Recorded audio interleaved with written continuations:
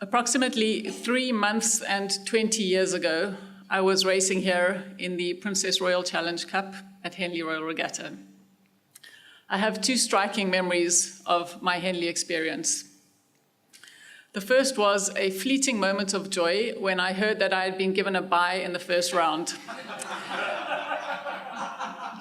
This was followed swiftly by the crushing news that I had drawn Maria Brandon in the second. Now, having not been in the single scull for that long at that stage and having nowhere near the pedigree of Maria Brandon, my Henley racing experience was brief. But it wasn't entirely unpleasant. My second memory is of receiving a reprimand for coming in from training before racing a few minutes too late. Now, normally a reprimand is not a pleasant experience, but in this case, it was delivered by the most exceedingly polite gentleman, so pleasantly and almost apologetically that it was almost pleasant. Now, none of us know what the future holds for us, and back then, 20 years ago, I would definitely never have thought that I would be standing here today. I think it's safe to say that by virtue of the fact that you're in this room, rowing is and has been an important part of your life and will have shaped it to a lesser or greater extent. So today, what I'd like to do is just tell you a bit about my story, my rowing story, and how it has shaped my life. I came to rowing relatively late in my life. I was in my second year at university when a friend recruited me to fill the 8th seat in the women's 8 for the university's boat race. Now, the South African University's boat race is modeled on the Oxford-Cambridge boat race, but only slightly. It's a lot younger. All of the universities participate, and it takes place on the Kawi River in a small seaside town in the Eastern Cape. The men actually race for the Cambridge rudder, which was an actual rudder received from the Lady Margaret Boat Club and presented by the Cambridge University Engineers Association. So the first race was in 1980, the first men's race. The women race for the Isis Blade, which is part of an Oxford oar, that was presented by Martin Kennard, who I'm sure some of you know. He was the stroke of the Oxford 8 from 1966 to 68.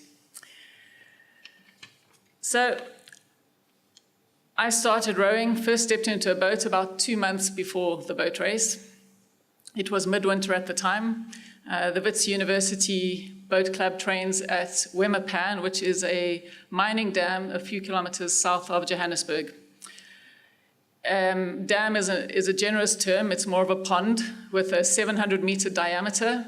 You find yourself rowing in circles. So I learned to row in the cold and dark, rowing in circles. And I think what saved it for me was that the boat race was great fun, and perhaps also the fact that we won the race. So not being able to really claim too much credit for that win, I definitely thought this rowing thing was a cinch, and I'd stick around for a bit longer. Now, they say life is all about timing, and I'm not sure if my timing was good or bad. At that stage, that was 1992, South Africa had just been readmitted to the Olympic Games. We had had a men's 8 competing in Barcelona, and a number of men's crews had competed abroad under the Trident Rowing Club name. But we didn't have any women competing internationally at that stage, and there was no national women's rowing structure to speak of. So on the one hand, there was no structure for us to move into, but at the same time, there was a gaping void in the rowing fabric that was just waiting to be filled. Our breakthrough came in 1993 when the Universities Association decided to send a crew to the World Student Games. And a women's 4 was selected, and I made that crew. I'd been a competitive swimmer for most of my school career, so I had the training base, and I was tall and strong, so I had been able to climb the national rankings fairly quickly. But the selection represented a bit of a crossroads for me because I was playing netball at the time, and I'd been selected to represent our province in the under-21 national tournament. Now, the netball tournament was taking place in Bloemfontein, and the student games in Buffalo, New York. For those of you who know South Africa or who don't know South Africa, Bloemfontein is the judicial capital of the country and is about as exciting as that sounds. So it was not a difficult choice.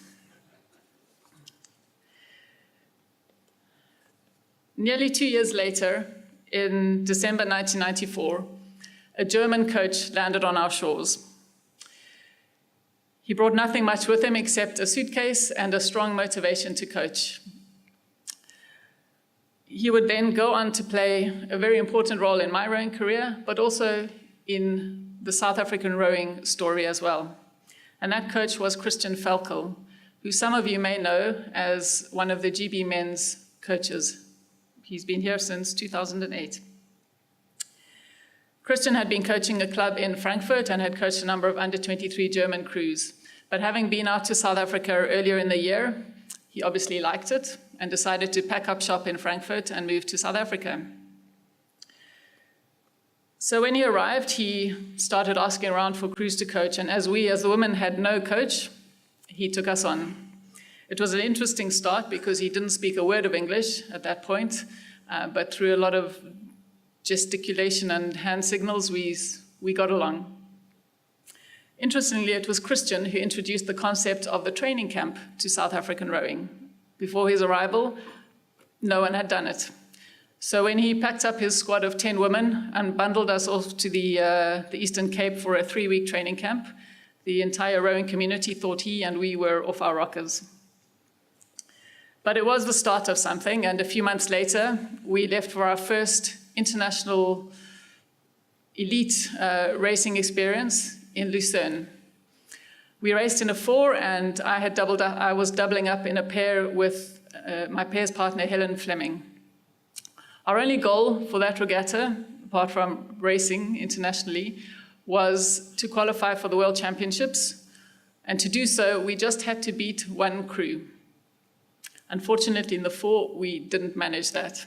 But in the pair, we managed to beat one crew. So we were going to the World Championships. After a lot of fundraising and many cake sales, we found ourselves in Tampere, Finland for the 95 World Championships. It was an extremely wet regatta, and it was also the first time that a qualification system had been introduced for the Olympic Games. So we had to place in the top 9 in the pairs to go to Atlanta. We were racing in the B final and were sitting 10th until around 200 meters to go, when the Chinese crew just in front of us caught an almighty crab. So we managed to sneak through and grab that 9th place slot. So they say it's all about being in the right place in the right time, case in point. I won't say too much about the Atlanta Olympics. We didn't come last. We managed to beat a few crews, and it was a good learning experience. And it was also a good step up for South African rowing because we had qualified 3 crews, a men's pair, a women's pair, and a lightweight men's 4. But we were all still very much in the B and C final range. Now, those of you who have rowed a pair know that it is not an easy boat to row, technically or emotionally, and we were not a happy pair in Atlanta. So I decided after the games to move into the single scull. Now, I hadn't sculled at that point because the university's rowing was, particularly at that stage, very focused on sweep rowing. So it became somewhat of an all-consuming mission for me, and I eventually spent 3 years in the single scull. I was, at that point, in my first job, so I was working at the South African Reserve Bank in Pretoria, and training at the Roodeplaat Dam, which is 20 kilometers north of Pretoria. That's the national rowing center for South Africa, and living in Johannesburg, 60 kilometers south of Pretoria. So they say mileage makes champions, and in that case, and the case for many South African rowers, it was more about the odometer than the water, I think. So I raced the 97 and 98 World Championships in the single sculls, never really made it beyond the middle of the B final. So a few months before the 99 World Championships in St. Catharines, the coaches decided that we would try to qualify for the Sydney Games in the pair. So after a few rounds of seat racing, I was back in the pair with my old partner, Helen Fleming. Fortunately, the years in between had matured us both, and it was a much happier pair.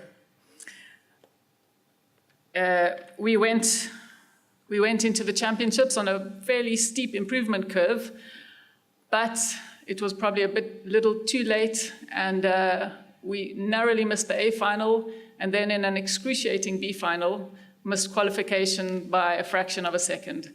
So we were devastated. Also because we had heard before that our National Olympic Committee would only allow us to qualify through the World Championships. There would be no second chance. Nevertheless, we decided to give it a go anyway, and in the hope that the NOC would change their mind the following year. And so began another mission, and our gamble paid off. I believe in part to a kind person at FISA, and to this day I don't know who, putting in a kind word at the NOC to ask us to allow us to be able to compete. Now, I've experienced a few stressful situations in my life, but I would probably say that competing in the final qualification for the Olympics would be up there in the top 3. It's not something I'd wish on anyone. But fortunately, we were in good form and we managed to win the qualification relatively convincingly, putting us back on track for the Sydney Games. On any path, there are a number of people that pop up along the way to help speed you along and help you in ways that you perhaps aren't aware of at the time. Christian is one of those, but we were also lucky to benefit from the expert coaching from some of the top coaches in the world at that stage. Rowing South Africa had engaged Tor Nielsen to help us, and so we joined the Irish and the Russian teams under his wing for a number of training camps, where we benefited from his considerable coaching expertise, as well as his finely honed diplomatic skills. We were also lucky enough to have Harry Mahon spend some time with us. Not very much time, but I have to say that the few sessions that he worked with us had an extraordinary impact on our boat moving skills. So between Harry, Christian, and Tor, we went into the Sydney Games on yet another very steep performance trajectory. We had again qualified 3 crews, the same men's pair, women's pair, and lightweight men's 4. And our performance as a squad was vastly improved on the previous year. So much so that I later heard from a colleague who was their team manager at the time, the entire Canadian squad was convinced that we were doping. To be clear, we weren't. In Sydney, I learned the importance of goal setting, and more specifically, the importance of setting your goals high enough. Our goal going into the Sydney Games was to make the A final. It was a realistic goal, slightly aspirational based on our previous performances. But then we went and won the heat and went straight into the A final.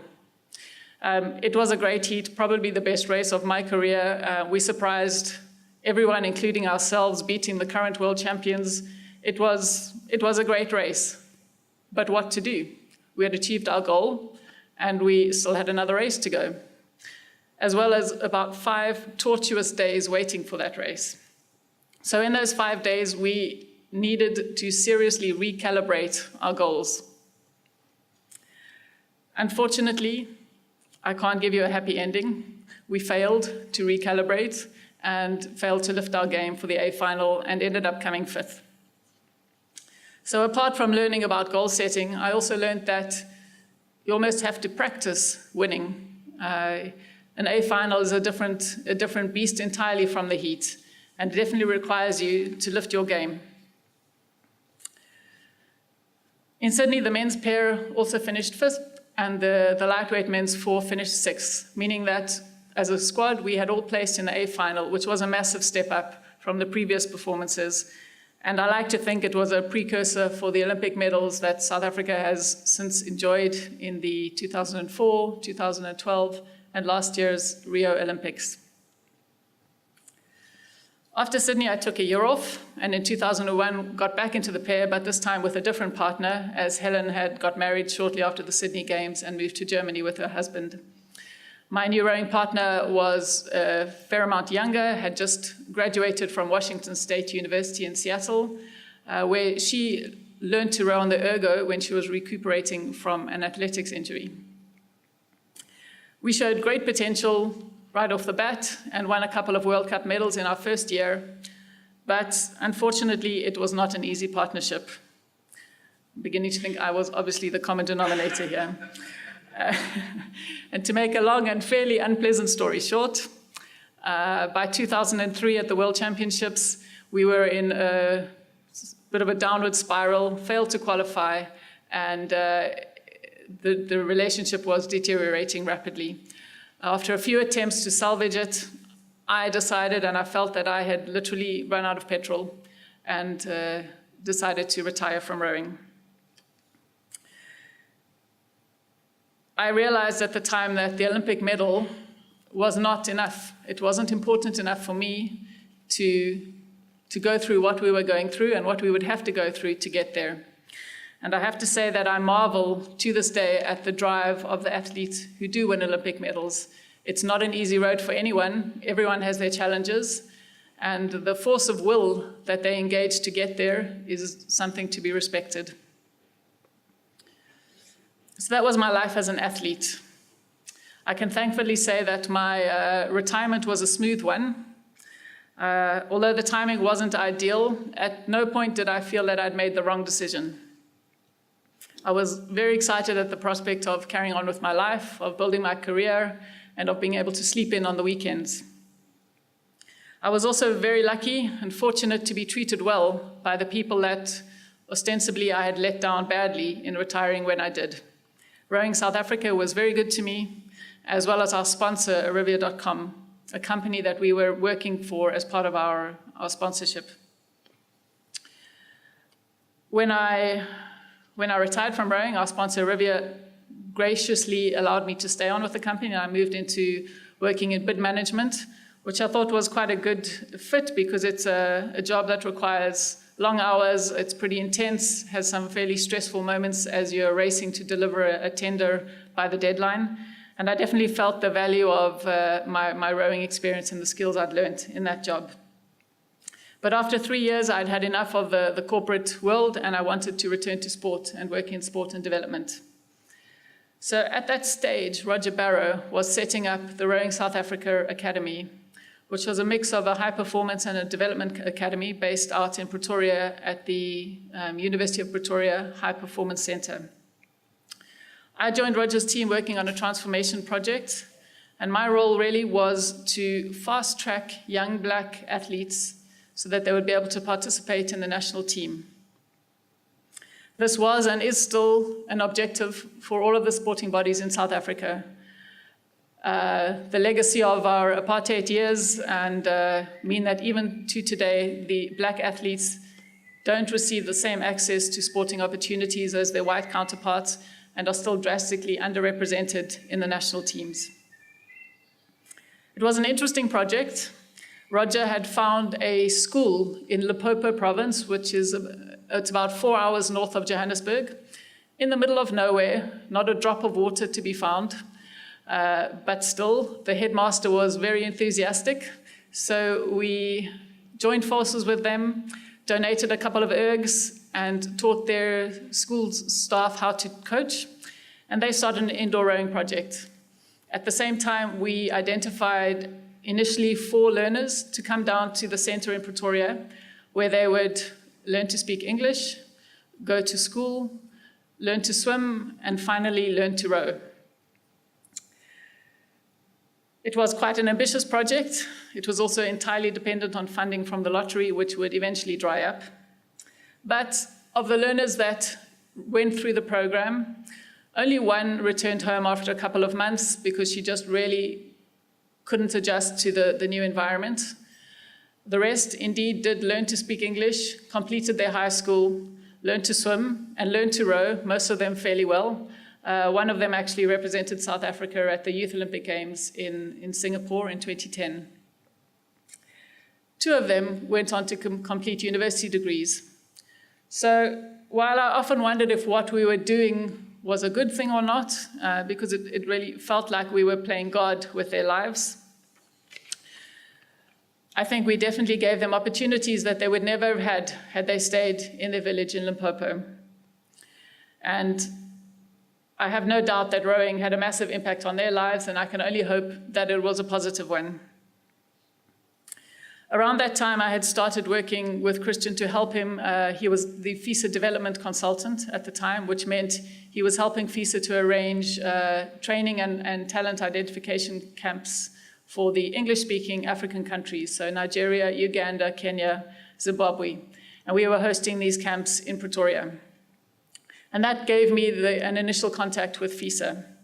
So in 2007, when one of the staff members went on maternity leave, they contacted me to see if I'd be interested to cover her for the international season. So opportunity had knocked again, and I naturally jumped at the chance to work abroad, to work in an international rowing environment. And that was the start of my FISA career. So they say that when one door closes, another one opens. In this case, when the FISA door opened, the Rowing South Africa door closed, because when I returned to South Africa after my 6-month stint, ROSA had run out of funds, the lottery money wasn't coming through, and so I was retrenched along with a few other staff members. Fortunately for me, I was then offered a permanent position at FISA. So in March of the following year, I went back to FISA in the role of the events coordinator. So Robert mentioned a bit of this, but just to explain, in the events department in FISA, and what we do is FISA as a whole is the owner of the World Championship, World Cup, elite level events. And our role is really to supervise and monitor the local organizing committees that are hosting these events, as well as managing the competition aspects of it. So as an event coordinator, we were working directly with the different local organizing committees to check that they were on track with their preparations. Interesting work. You're working with different people all the time and in different locations. Also, FISA is a small federation. I think we were about 10 people in the office at that time. So you invariably get to learn a little bit about everything that's going on in the federation. But after 5 years, I was definitely ready for a change. I was also feeling like a bit of a fraud, because there I was in my role telling organizing committees what they must and mustn't do when organizing an event, but I'd actually never organized one myself. So when the opportunity arose to work for an organizing committee, and the organizing committee for the Olympic Games at that, plus the fact that it was Rio de Janeiro, it was a no-brainer. How it came about was that the local organizers, had not managed to find a Brazilian locally, who would have the skills and the experience necessary to run the event. And so they had approached FISA for suggestions. And one afternoon, I was chatting with a colleague, and he said to me, "Why don't you do it?" I was like, well, I'd love to, but it didn't really occur to me that I could. So the seed was planted, and after a number of discussions with my boss, Matt Smith, he began to see that actually it could be a good thing for FISA to have one of their people on the ground in Rio, particularly seeing that it was expected to be a slightly complicated event and not necessarily as smooth as the London 2012 preparations had been for us. So on the 2nd of November 2013, I landed at the Galeão International Airport in Rio de Janeiro, ready for a serious challenge and hopefully a bit of samba on the side. Serious challenge it was, although a good one. My job as the rowing manager was essentially to make sure that we delivered the rowing competition according to the rules and in the best possible conditions for the athletes. It was important for me also to make sure that everyone else in the Olympic Organizing Committee understood what they had to do to deliver the event for the athletes. Now, an Olympic Organizing Committee is an extremely big, convoluted and complex organization, and I think more so in Brazil, where bureaucracy is taken to a new level. The scale of the event means that the government and city authorities are an integral part of the event and have to be included in all of the decision-making, which makes it many requirements and decisions which appear to be quite simple on the surface, immediately complicated and a lot more time-consuming than you would hope. An example, when I first arrived in Rio, I was whisked off, probably I think in my first week there, to a government meeting to talk about weather services. Now in Brazil, I think in here you just really have the Met Office that does everything very efficiently. In Brazil, there are any number of different state-run meteorological agencies, and there was a working group that had been put together to decide who was going to provide services for which event. Not understanding much Portuguese at that stage, I was really just there to boost the headcount of the Rio 2016 delegation. But fortunately, this wasn't a problem, because 2 years later, when we returned to another meeting with this working group, having had a series up to that point, I realized that, in fact, we were having exactly the same conversation as 2 years ago, now that I could understand Portuguese.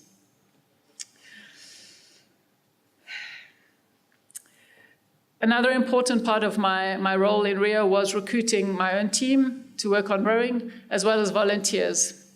And this proved to be an interesting task.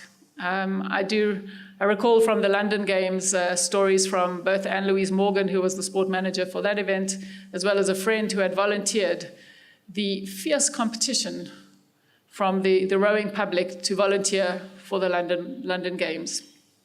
Not so in Rio. It's just simply a different culture in Brazil. They don't have a strong volunteering culture. Almost as soon as I arrived in Rio, I started to move around to the different clubs to start trying to engage them and to recruit volunteers. Perhaps the fact that I was doing presentations in Portuguese, not really knowing how to speak Portuguese, had an impact on my success rate. But nevertheless, I did have a couple of occasions where I had the club president saying to me, "I think it's wrong that you are asking our rowers to volunteer for nothing and you're not paying them." So it was a tough one for me, because obviously you see on the other side the benefits of volunteering, the experience that these young athletes would have, especially as a sport volunteer, where you are really going to have direct contact with your heroes, with the best athletes in the world. But it was a tricky one. Fortunately, the rest of the world came to the rescue. And I say that with respect to the Brazilians, because in the end we had a great number of fantastic volunteers that came from Brazil, from other parts of the country. But I had probably 50% of my volunteers were from outside Brazil, and all members of the rowing community who, out of their own pockets, made the trip to Rio to be a part of the team. Mark Blandford-Baker, one of them, spent a good number of weeks in Rio helping us with the launch driving.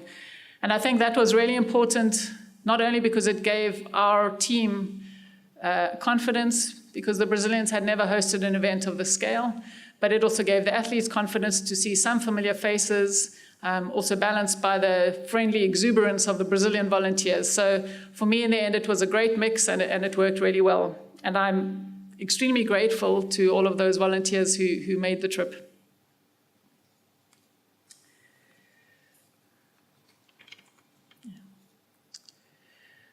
So what was it that motivated me through those years in Rio? Many people speak of the glory of the Olympic Games, of being part of the greatest event on earth, of serving the best athletes in the world. Not in my case. For me, it was literally pure fear of failure. I think, having been an athlete and having worked for FISA for those years, I was painfully aware of how important the Olympic regatta is for those athletes. Most, if not all of them, would have spent at least the past 4 years dedicated to those 8 days of competition, or 3 days in the case of the Paralympic event.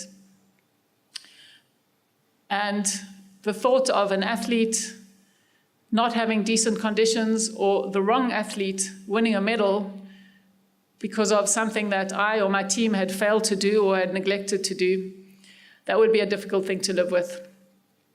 So my mantra for 3 years was, don't mess it up.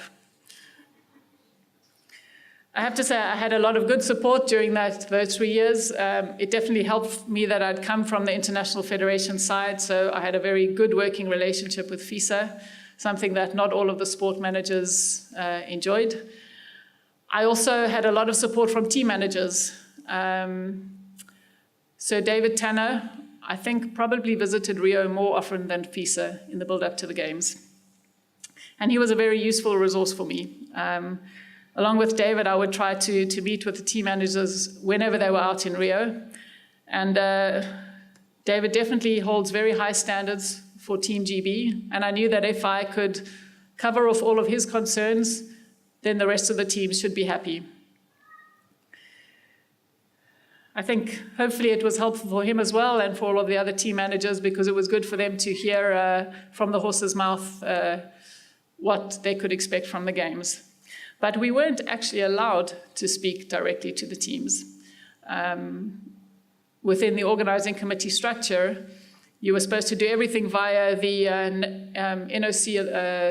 NOC services team. So they would have to contact the National Olympic Committee and say, we would like to speak to so-and-so, or vice versa.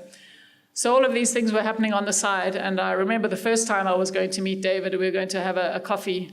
I was very nervous and looking around my shoulder to check that no one was going to see me meeting illegally the team manager from Great Britain. But fortunately, after that, it relaxed a bit and it was fine. I could tell many stories about my Rio experience, but I'll probably run out of time, much in the same way I thought I was going to run out of time in Rio. But by all accounts, it turned out pretty well in the end, despite a few cancelled days of racing and a wayward Albano system. The Brazilians have a saying, God is Brazilian, and I'm inclined to believe it. So my stint in Rio gave me some time to reflect on what I wanted to do next.